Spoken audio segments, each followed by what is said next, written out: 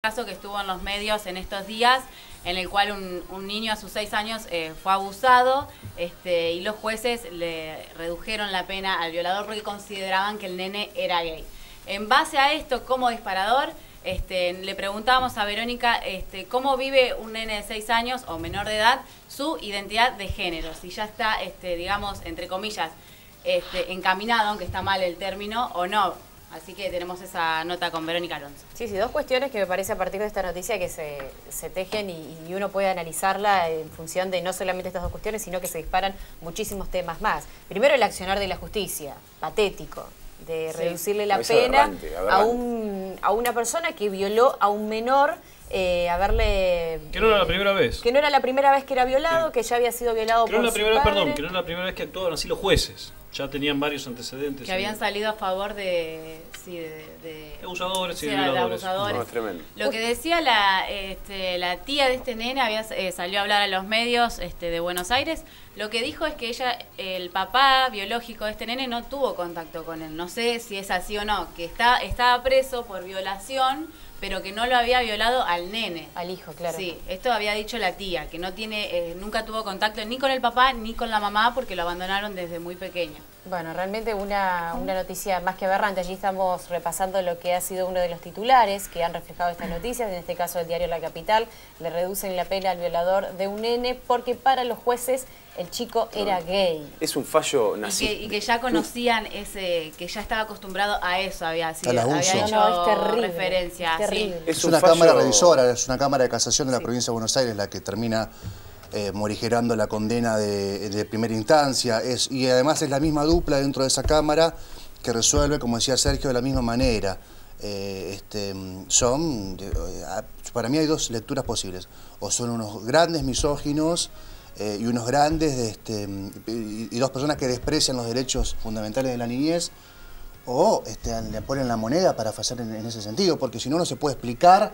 Porque además, ¿dónde está la A ver, pensemos, seamos, elevemos la vara, pensemos que son adultos, que es un adulto la persona, la víctima. Claro.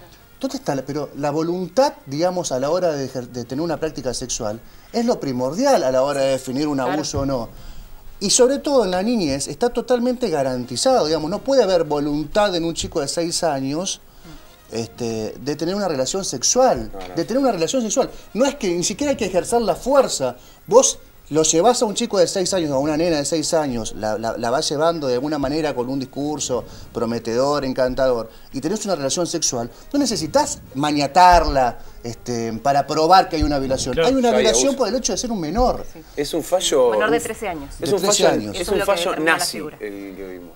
¿Sabés por qué? Porque me recuerda, es como decir, bueno, no condenar o reducir la pena a un asesino porque mató a un judío, por ejemplo. Es un delirio, o sea, claro. Realmente es enfermo el fallo de este juez. Que además es preocupante porque es una cámara... Dos jueces votaron. De dos jueces. Estamos hablando de jueces de casación, o sea, es el paso previo a la Corte Suprema de la Provincia de Buenos Aires en este caso.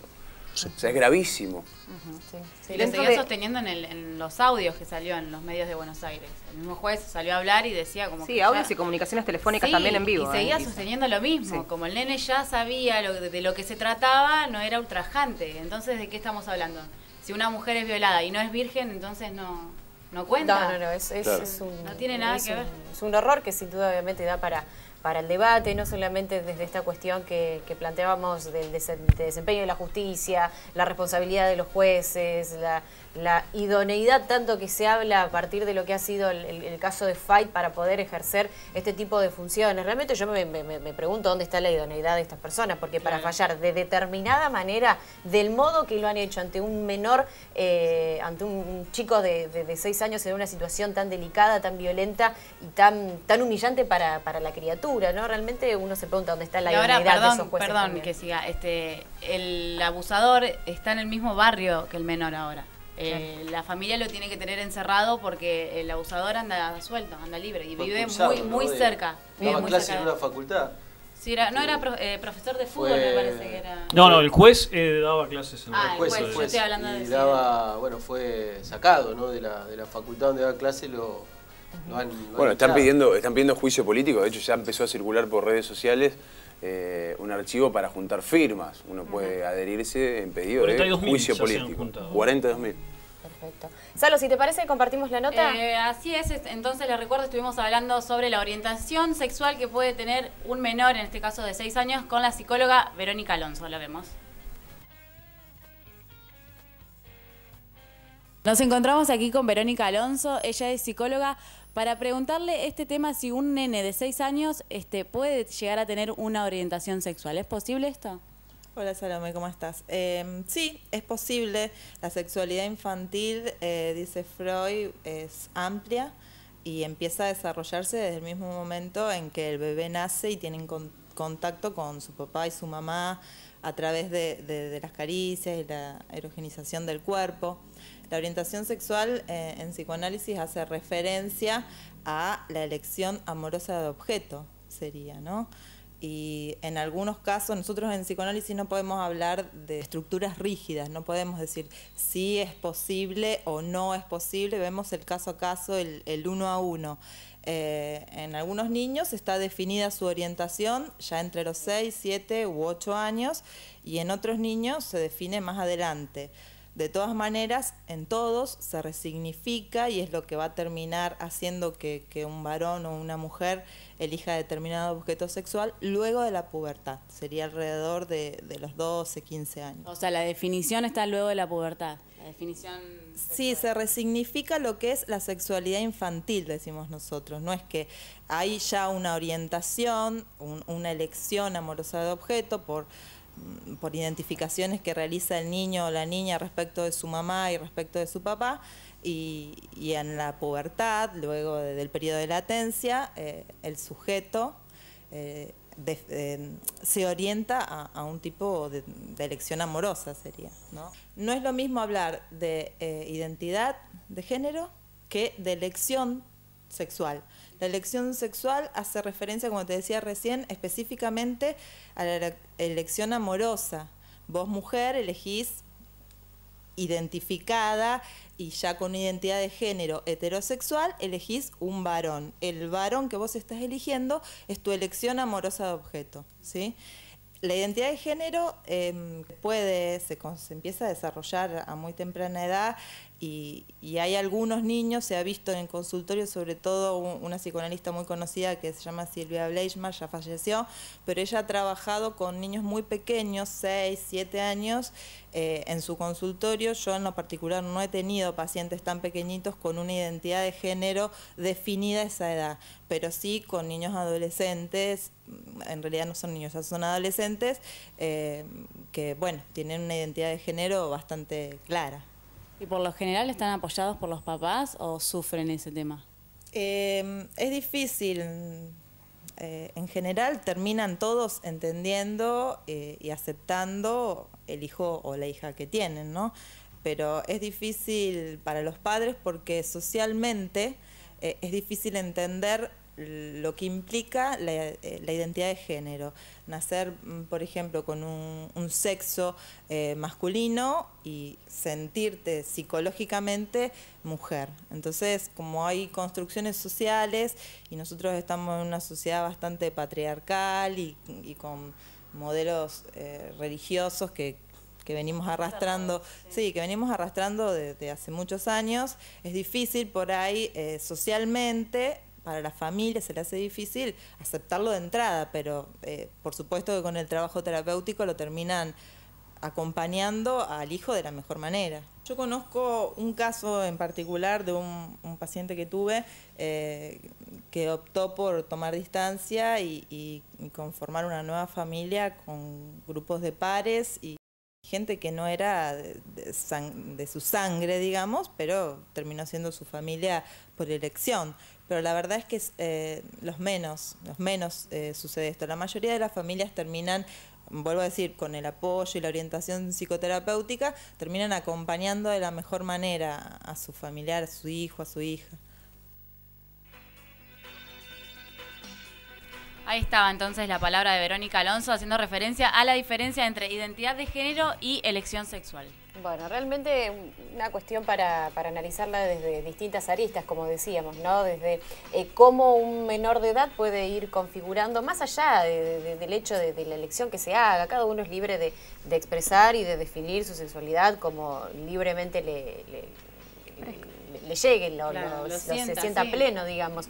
Pero en función de los argumentos que se esgrimieron desde la justicia o las causas que han hecho que un juez decida aminorar una pena hacia una persona que ha violado a un menor de edad, porque el niño ya era, o los jueces consideran que el niño ya tenía una orientación sexual definida, que era gay, realmente es una cuestión totalmente aberrante. ¿Cómo se puede confiar en la justicia o cómo se sigue creyendo, ¿no?, en este tipo de posibilidades de creer en la justicia, de que realmente se le dé una pena a esta persona que ha violado, teniendo en cuenta que en el mayor de los casos, y esto quizás lo charlábamos también fuera de cámara, una persona que viola siempre es reincidente?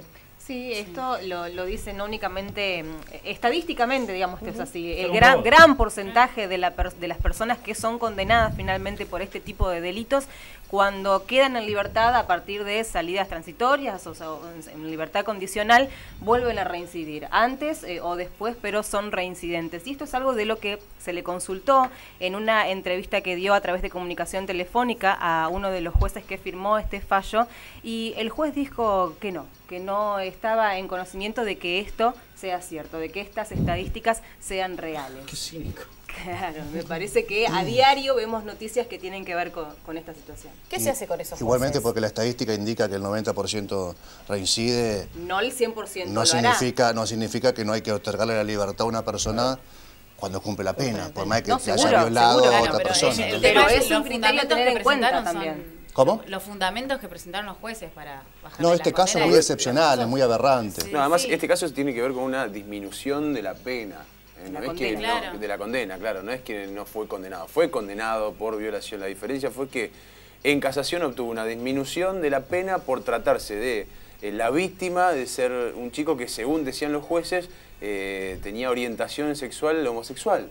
Entonces hacen la discriminación automática entre una persona heterosexual y homosexual, independientemente de la edad también. O sea, no tiene absolutamente nada que ver. El delito se configura exactamente el mismo delito, aunque sea una persona homosexual o que sea una persona heterosexual.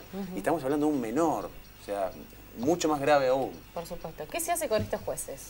Bueno, ya está en marcha el pedido de juicio político. De hecho, no fue este caso el disparador, sino uno anterior, como lo habíamos dicho, y que tuvo que ver con el abuso de un padre hacia su hija, si mal no recuerdo, y en otro caso, también un caso de violación, en donde, bueno, fallaron hasta cómodamente, se puede decir, a favor de los abusadores en los dos casos.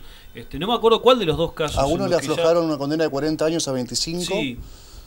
A un violador, por supuesto, y otro caso es el caso que mencionabas del padre con su hija, ¿no? Del padre con su hija. No recuerdo cuál de los dos casos fue el que disparó el pedido de juicio político y automáticamente el otro salió a la luz, y no pasó mucho tiempo de que ocurriera el último caso y volviera a caer, digamos, en el mismo ámbito de análisis judicial, entre comillas y entre muchas comillas, como dice Héctor, ¿qué hacen estos jueces? Si es un análisis judicial y si nos llegan a decir hay que contextualizarlo, me parece que es digno de una pieza de museo, de un razonamiento judicial, no sé de qué año ni de qué década. Ya, digamos, hemos evolucionado en el pensamiento, se ha discutido muchísimo, se ha escrito muchísimo sobre cómo ha evolucionado la sociedad, y a tal punto de que, bueno, hemos hablado muchas veces, se han llenado muchos espacios hablando, razonando sobre discriminación. Derechos humanos, sobre básicamente. derechos humanos, obviamente.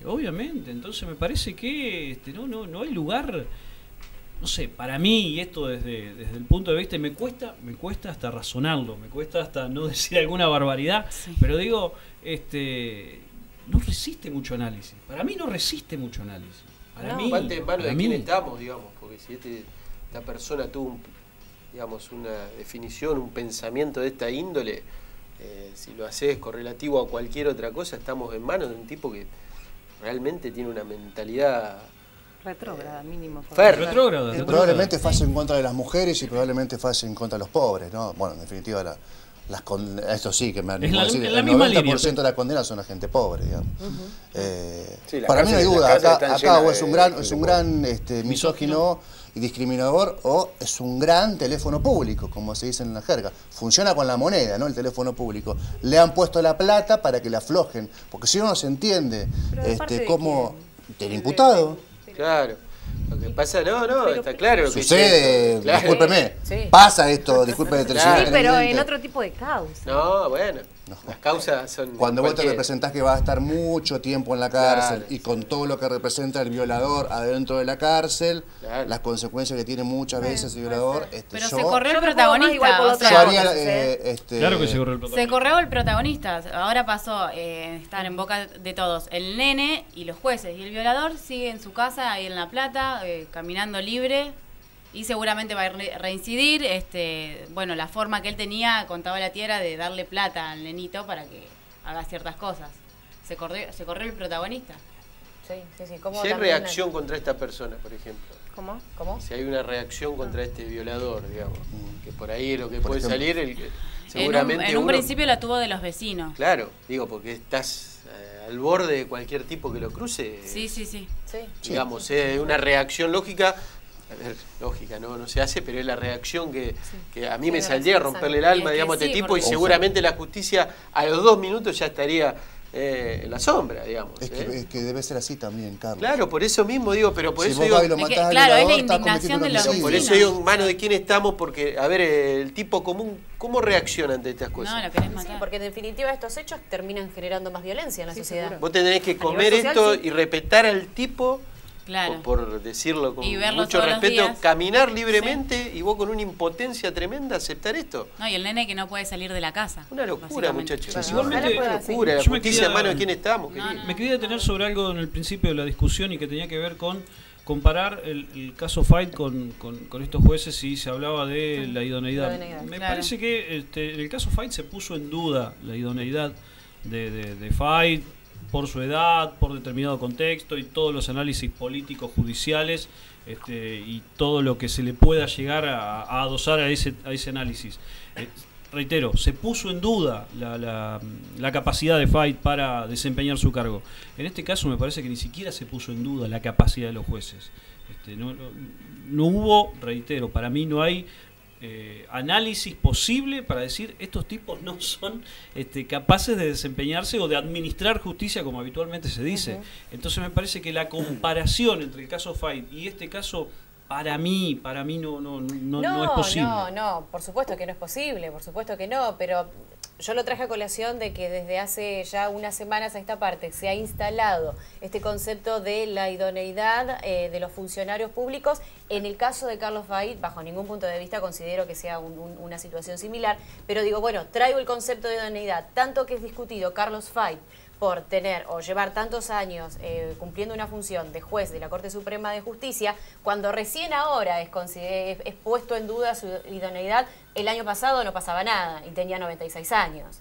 Entonces, bueno, ya que tanto se pone en tela de juicio la idoneidad de Carlos Fight, bueno, ¿qué pasa con estos jueces? Sinceramente, ojalá pueda prosperar esta propuesta de juicio político. Que tampoco te es- garantiza nada. No, bueno, pero a estas instancias y salvando estos conceptos democráticos que los cuales intentamos velar todos los argentinos, me parece que sería lo más correcto, ¿no? Que se pueda realmente juzgar el desempeño de estos jueces, que realmente para mí es una burrada tremenda, una situación totalmente aberrante que todos deberíamos, me parece, que expresarlo en esos términos. Yo te pregunto, ¿quién juzga a un juez en un juicio político?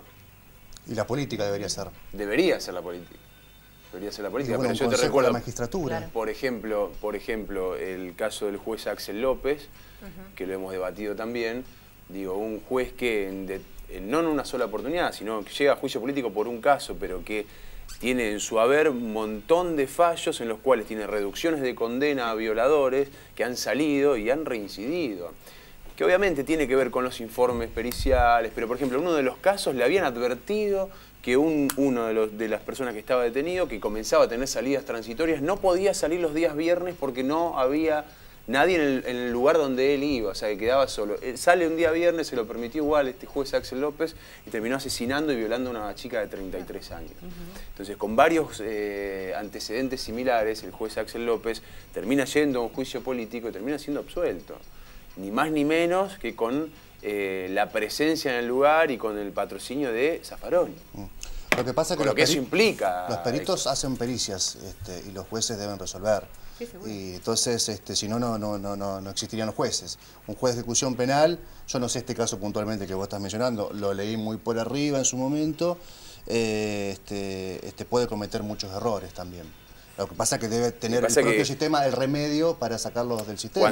Cuando en tu haber tenés 4 errores, 4 que yo he estudiado, he leído mucho sobre los casos, en los cuales sobre casos similares también. Hubo violación y asesinato. Pero ¿qué tasa de errores tiene un funcionario público? Si sobre 10.000 resoluciones, en 4 hay elementos confusos que tienen final trágico, estamos hablando de una tasa de error ínfima. Bueno, pero entonces tendríamos que ponernos a estudiar la tasa de error de estos jueces también. Bueno, pero hay cuestiones que me parece que van por la lógica pero también, muchas veces el propio sistema tiene su remedio. Aquí debe existir, el remedio es que se apele a la Corte y que al mismo tiempo se inicie un jury de enjuiciamiento para estos jueces. Está bien, pero ahora, ¿solamente se vale la interpretación que se hace de la letra fría de la ley o acaso la lógica, el sentido común de los jueces no vale? Pasa que el sentido común y la lógica muchas veces se da de cabeza con la ley. Bueno, evidentemente no siempre. Pero evidentemente acá hay una interpretación que yo no leí el fallo, lo desconozco, estoy totalmente en contra de este fallo, solamente por saber la resolución que tuvo estoy en contra, pero digo que muchas veces hay que pensar hay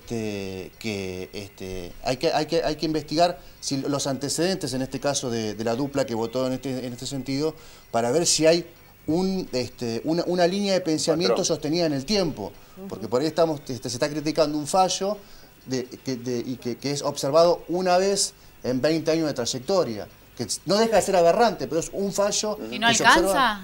Bueno, alcanza para iniciar un jury de enjuiciamiento si no se tuvieron en cuenta, por ejemplo, informes médicos, informes de psicólogo, informes ambientales. Nosotros desconocemos lo que dice el fallo. Igualmente, el resultado del fallo es aberrante. Sí, ahí sí ingresa el sentido común. Sí, porque toma un aspecto de la víctima que no tiene por qué considerarse para realizar y para fallar en este sentido. También hay una cuestión que la justicia tiene, por ejemplo, la justicia de Santa Fe, que no debe ser muy distinta a la justicia de Buenos Aires. Los fiscales están sobrepasados de trabajo, los jueces también, se trabajan muy mal los testimonios, en general en la justicia, son testimonios de formas, te tomo 10 preguntas, vos venís a testificar, son 10 preguntas de rigor, el fiscal tiene 1000 audiencias en un día, está pasando en Santa Fe esto. Entonces, ¿cuánto pueden trabajar un testimonio? ¿Cuánto pueden trabajar una pericia? Los fiscales y los jueces que están en primera instancia. Estos jueces que están allá en el 10º piso, en la Cámara de Casación, que tienen todo el tiempo para resolverle, estos son los verdaderos responsables de que muchas veces se tengan fallos injustos como estos. También las organizaciones de género, las organizaciones de protección de la niñez, las organizaciones de derechos humanos deben empezar a participar con más frecuencia como querellantes en las causas. Sí, totalmente. Son pocas las causas que tienen como querellantes a las organizaciones de género, de derechos humanos o de protección de la niñez. En Santa Fe, por ejemplo, en 11 causas de trata, más allá de que existe el Foro contra la Trata y otras organizaciones que son muy valiosas, ninguna se constituyó como querellante hasta ahora. Ninguna. Y por el contrario, pasó algo que después lo vamos a charlar. Inexplicablemente, mucho de ese colectivo está relativizando la declaración de una víctima que dice haber sido una de las víctimas de trata de personas en Santa Fe. Esto no se vio nunca en ningún lugar. Hombres y mujeres que están firmando una solicitada de adhesión a una presunta persona imputada y responsable de un delito, relativizando algo que era muy sagrado hasta ahora, el testimonio de la víctima. El testimonio de la víctima pareciera ser que no vale nada. Nada. Y en estos delitos de instancias privadísimas, muy privadas, ¿a quién vamos a traer de testigo? ¿Al barrio? ¿Serán testigos de concepto? Van a decir, Juani es una buena persona, buen jugador de fútbol, buen periodista. Ahora en la intimidad, Juani puede ser otra cosa. Totalmente. Entonces, no se trabajan los testimonios, los fiscales están rebasados de laburo, los jueces también. Entonces debería incluirse, el Estado también debe poner plata en eso, logística, deberían incluirse las organizaciones intermedias para auditar y relevar confirmar lo que está pasando en ese expediente. Porque muchas veces, lamentablemente, ¿cuándo salta esto? Cuando sucede, cuando nos enteramos de un fallo de esta característica. En el mientras tanto, uno seguro cuando va revisando cómo fueron los pasos, detecta una barbaridad acá, una barbaridad allá, una barbaridad en este lugar, una barbaridad en la apelación, y el resultado que es un fallo de estas características.